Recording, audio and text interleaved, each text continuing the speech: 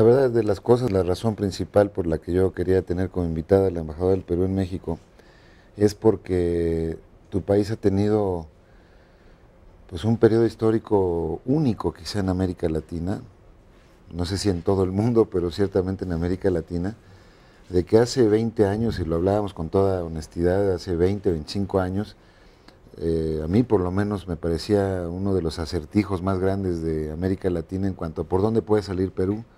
Tenían un problema de terroristas y guerrilleros, un problema de cultivos ilícitos, un problema de inflación enorme, pues toda la literatura que se hizo alrededor de la economía informal incluso, la etapa de Vargas Llosa tratando de ser presidente, en fin, ese periodo tan complejo que vivía Perú que lo miraba uno por arriba, por abajo y decía uno por dónde va a salir este país adelante.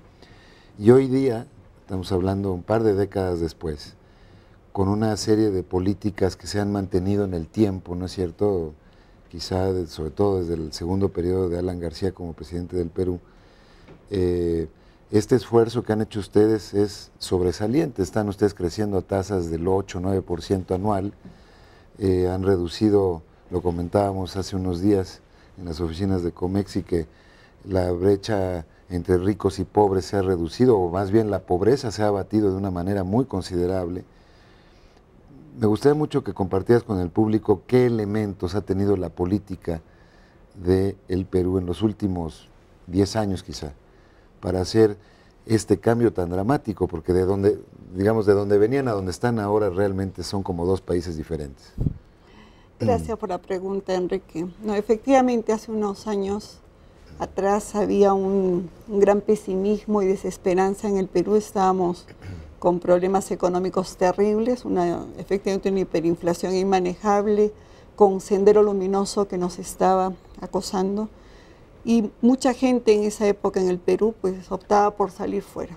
Entonces la verdad es que el haber logrado dar la vuelta, superar esta crisis tan profunda que hundió al país, creo que por algunos es considerado como el milagro peruano, pero obedece fundamentalmente, en mi opinión, a que no obstante los cambios de gobierno que existieron en el Perú en los últimos años, todos, algunos de ellos con posiciones ideológicas distintas, todos mantuvieron la misma línea de política económica y fiscal. Es decir, mucho cuidado con las finanzas públicas, una posición de apertura al comercio internacional, una agenda sumamente ambiciosa para insertar al Perú en el mundo. Suscribimos acuerdos comerciales con nuestros principales socios comerciales.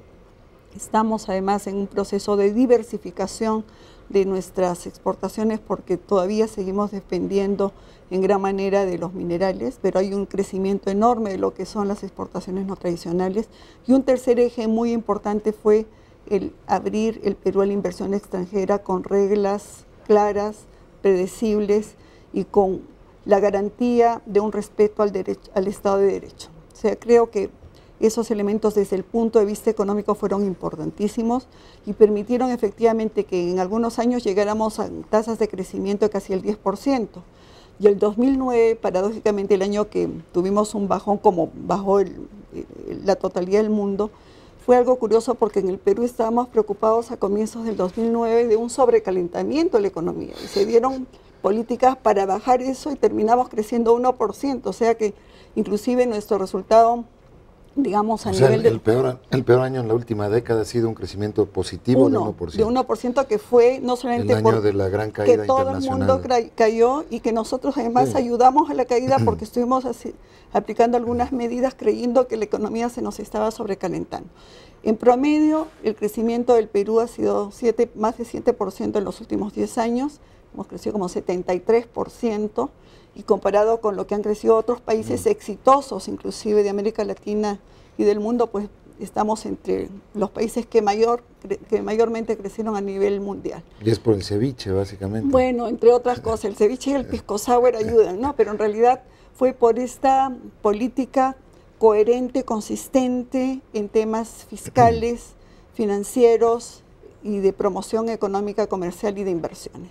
Adicionalmente a eso... O sea, el sector externo es el factor fundamental de este cambio, de esta Fue transformación? en un momento, pero ¿O son ahora... políticas internas? Pero un poco para que entendamos el cómo Yo diría del que inicialmente milagro fue peruano. el sector externo, pero en los últimos años la demanda interna en el Perú juega un rol fundamental.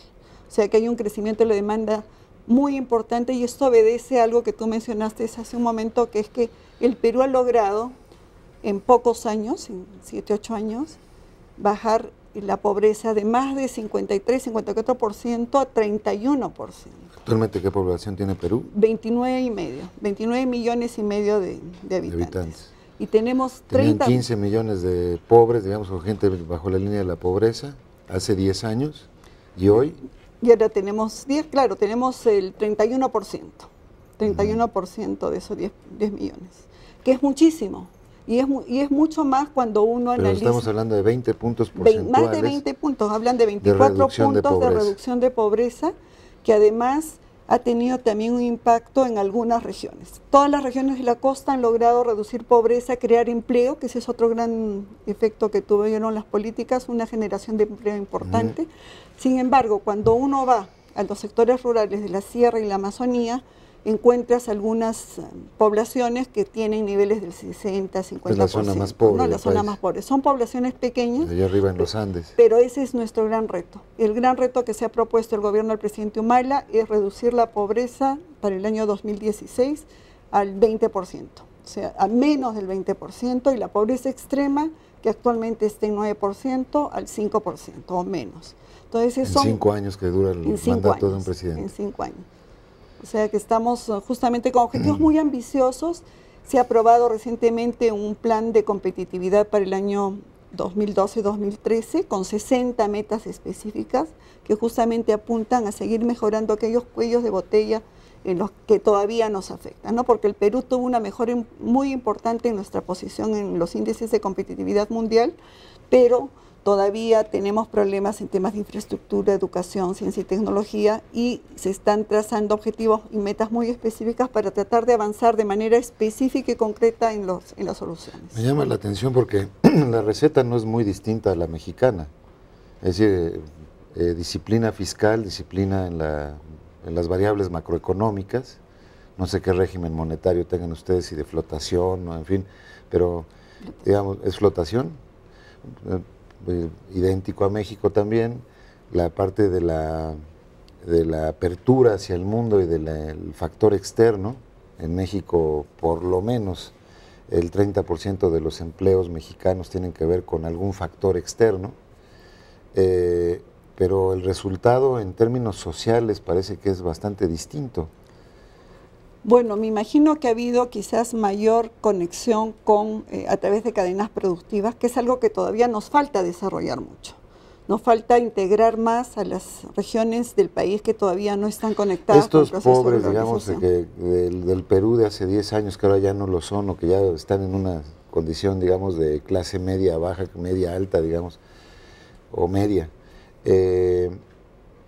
se han integrado básicamente de la economía informal, han pasado a la formal, es básicamente todo. En algunos casos. O el grueso, digamos, eran desempleados que se emplearon, era gente del medio rural que pasó a las urbes. ¿Qué tipo de personas son? Lo que ha ocurrido es que en toda la costa peruana y particularmente en algunos departamentos se ha desarrollado mucho la agroexportación.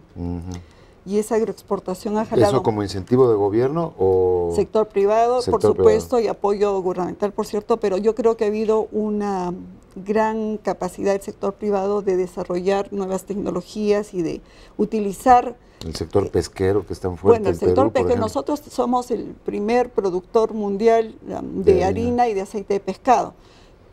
A veces se habla del Perú como uno de los principales productores pesqueros del mundo. Estamos más concentrados en lo que es la harina y pescado y el aceite de pescado, pero para también alimentos de animales y forrajes, que eso exportamos, fertilizantes. Pero también hay un crecimiento importante de lo que son las exportaciones no tradicionales y estamos tratando de desarrollar más la exportación de productos pesqueros para consumo humano, tanto congelados como en conserva, con mayor valor agregado. Justo uno de los retos que tenemos, y de verdad que a mí no me gusta que caigamos en la autocomplacencia.